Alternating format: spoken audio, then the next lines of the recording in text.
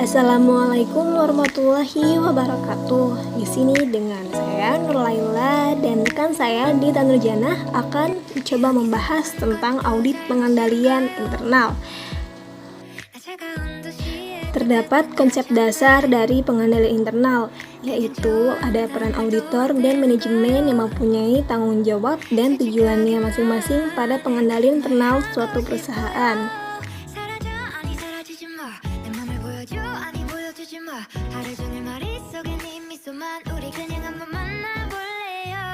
Dan bagi suatu perusahaan, sistem pengendalian internal itu bertujuan untuk menjaga aktiva perusahaan, memastikan akurasi dan keandalan catatan, serta mendorong efisiensi dalam operasional.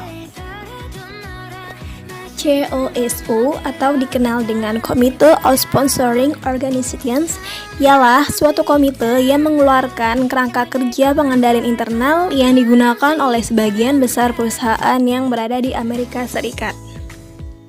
Dan berikut ini beberapa komponen yang harus diperhatikan dalam pengendalian internal menurut komite tersebut.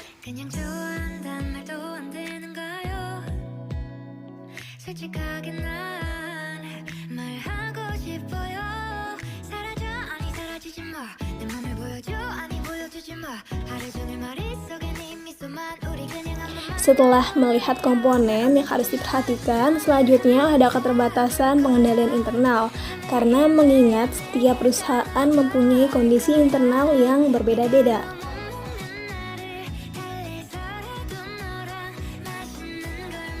Selanjutnya, yaitu auditor perlu memahami dan mengevaluasi pengendalian internal kliennya, karena dinilai penting bagi proses audit. Nah, auditor juga biasanya menggunakan 3 jenis dokumen yang diperoleh untuk mendokumentasikan pemahamannya atas perencanaan pengendalian internal klien, yaitu dengan cara naratif, bagan arus, dan kuesioner. Lalu menilai resiko pengendalian. Ada beberapa langkah dalam menilai resiko pengendalian. Yang pertama, mengidentifikasi tujuan audit. Nah, mengidentifikasi tujuan audit ini untuk kelas transaksi dengan menerapkan tujuan audit khususnya yang berhubungan dengan transaksi. Yang kedua, mengidentifikasi pengendalian yang ada. Untuk mengidentifikasi pengendalian yang berperan dalam mencapai tujuan audit yang berhubungan dengan transaksi. Yang ketiga, menghubungkan pengendalian dengan tujuan audit. Bagaimana setiap pengendalian berperan dalam mencapai satu atau lebih tujuan yang berhubungan dengan transaksi. Yang keempat, mengidentifikasi dan mengevaluasi definisi pengendalian, definisi yang signifikan dan kelemahan yang material. Auditor harus mengevaluasi apakah pengendalian diterapkan dengan perancangan pengendalian internal atas laporan keuangan atau belum. Yang kelima, menghubungkan definisi yang signifikan dan kelemahan yang material dengan tujuan audit terkait. Sama seperti untuk pengendalian, setiap definisi yang signifikan atau kelemahan yang material dapat diterapkan pada satu atau lebih tujuan audit yang terkait. Dan yang keenam adalah menilai resiko pengendalian untuk setiap tujuan audit yang terkait. Lalu pengujian pengendalian.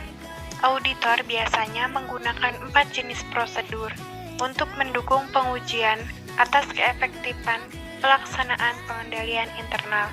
Dan yang keempat, melaksanakan kembali prosedur klien dengan cara menelusurinya. Seberapa luas pengujian pengendalian tergantung pada penilaian pendahuluan atas resiko pengendalian. Jika auditor menginginkan resiko pengendalian yang rendah, maka auditor perlu melakukan pengujian pengendalian secara lebih rinci. Apabila auditor berencana menggunakan buku tentang efektivitas pelaksanaan pengendalian internal yang telah diperoleh dalam audit terdahulu, maka auditor diharuskan untuk menguji keefektifan pengendalian itu paling sedikit 3 tahun sekali. Apabila prosedur penilaian risiko yang dilakukan auditor menemukan risiko yang signifikan, auditor harus menguji efektivitas pelaksanaan pengendalian yang mengurangi risiko tersebut dalam tahun berjalan. Yang terakhir, pelaporan pengendalian internal. Auditor harus menyusun laporan audit mengenai pengendalian internal atas laporan keuangan. Nah, biasanya auditor akan mengeluarkan opini. Di antaranya, yang pertama, opini wajar tanpa pengecualian. Yang kedua, opini wajar dengan pengecualian. Yang ketiga, opini wajar tanpa pengecualian dengan paragraf penjelas. Yang keempat, opini tidak wajar. Dan yang kelima, tidak menyatakan pendapat. Nah, teman-teman, sekian yang dapat kami sampaikan. Kurangnya mohon dimaafkan. Wabillahi taufiq wal hidayah. Wassalamualaikum warahmatullahi wabarakatuh. See you.